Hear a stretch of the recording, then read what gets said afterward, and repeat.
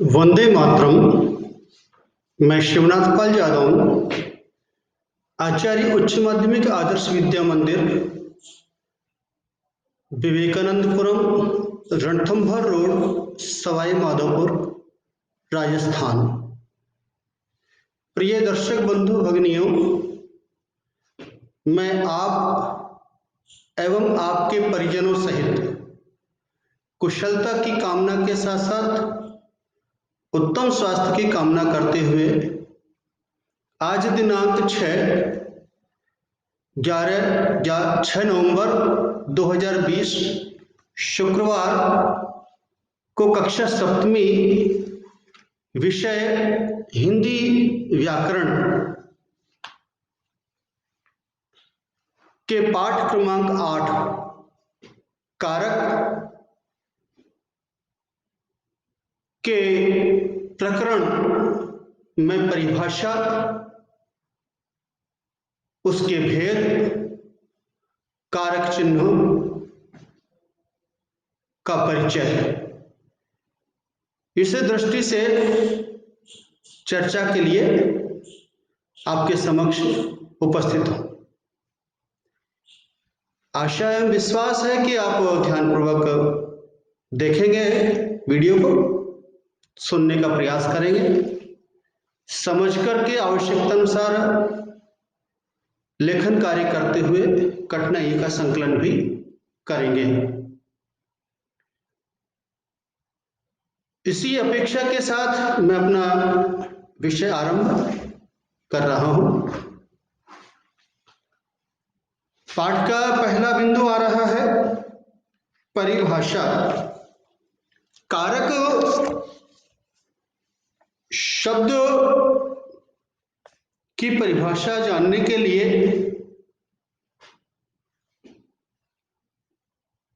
हम लिख सकेंगे संज्ञा या सर्वनाम।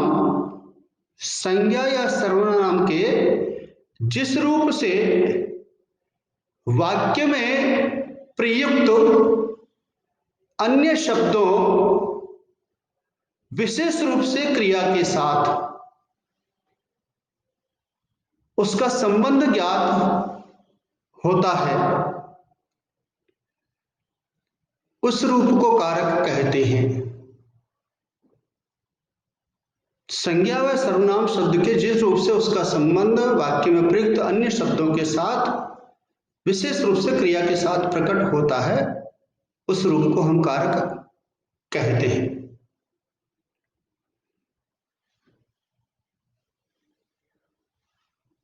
दूसरा बिंदु है भेद। कारक 8 प्रकार के होते हैं। हिंदी भाषा में कारकों की संख्या 8 है और इन कारकों को प्रकट करने के लिए हिंदी में चिन्हों का प्रयोग होता है और जिन चिन्हों का प्रयोग होता है उन कारक चिन्हों को हम परसर्ग भी कहते हैं। परसर्ग भी कहते हैं। हिंदी में कारक की पहचान उसके चिन्हों के द्वारा होती है। संस्कृत में इसकी पहचान विभक्ति के द्वारा भी होती है। तो यहां हिंदी में हमने कारक चिन्ह और विभक्ति दोनों को ही अपने वीडियो के अंदर स्थान दिया है। जो अपन देख पा रहे हैं, एक तरफ विभक्तियां हैं, दूसरे उसमें कारक का नाम है और तीसरे में कारक चिन्ह अर्थात परसर्ग का विवरण भी है। कर्ता कारक पहला कारक है। संज्ञा या सर्वनाम के जिस रूप से संज्ञा अथवा सर्वनाम के शब्द के जिस रूप से क्रिया को करने वाले का बोध होता है, कि क्रिया किसके ने की है, क्रिया कौन कर रहा है।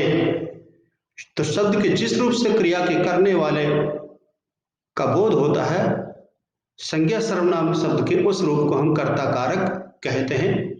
और इसका चिन्ह नहीं।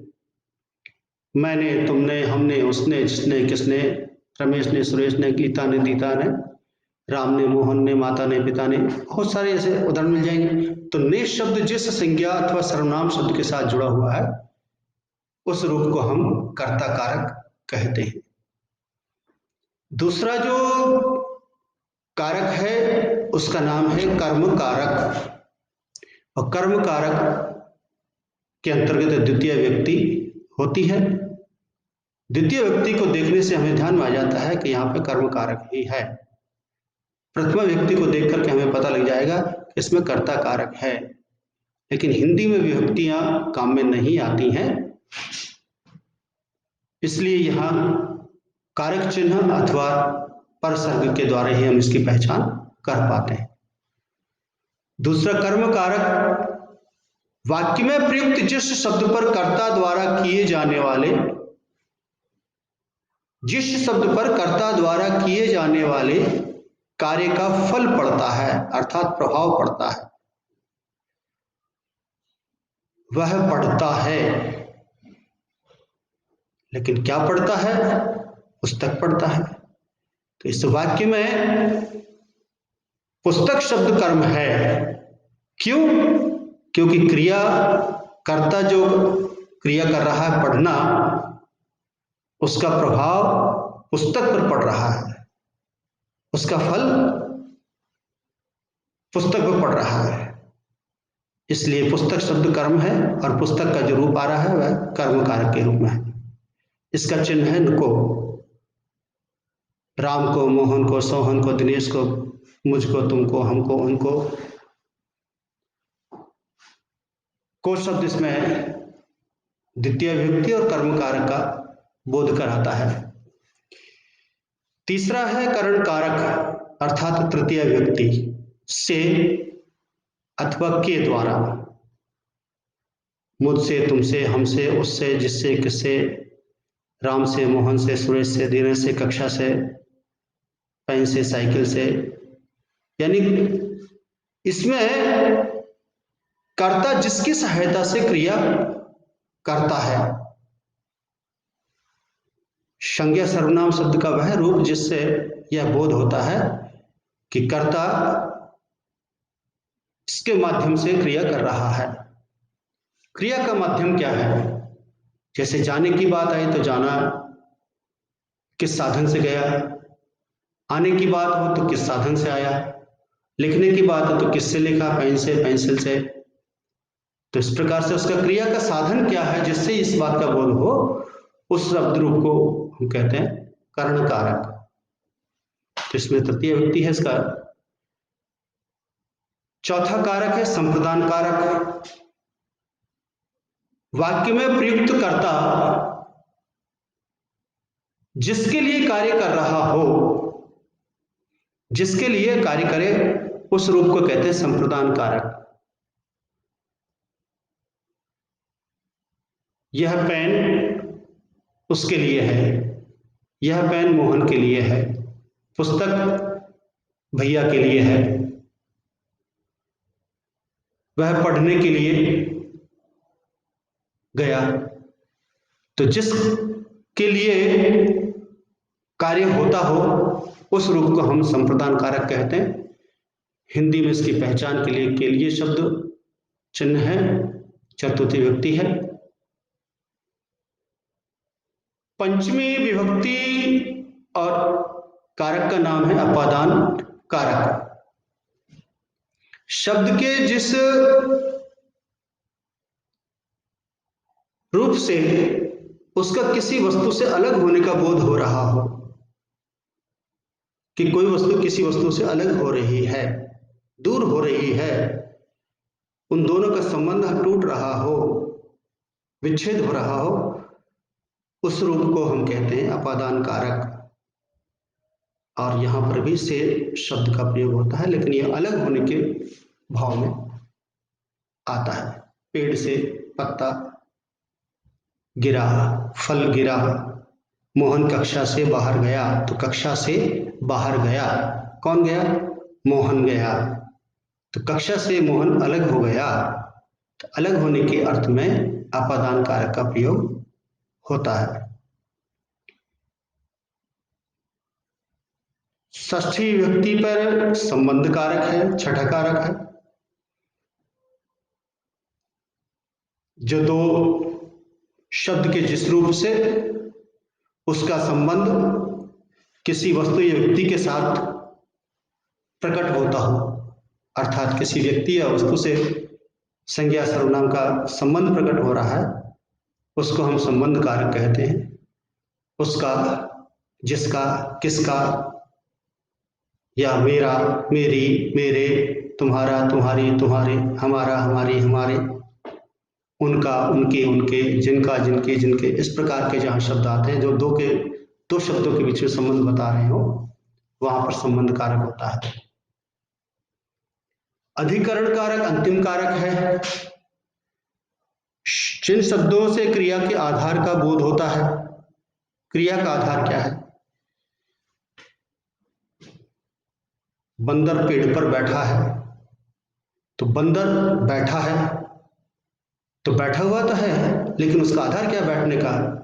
तो बैठने का आधार है पेड़, पेड़ पर है। पुस्तक रखी है, कहाँ रखी है? मेज पर, तो रखने का आधार मेज है। तो कोई क्रिया का आधार क्या है?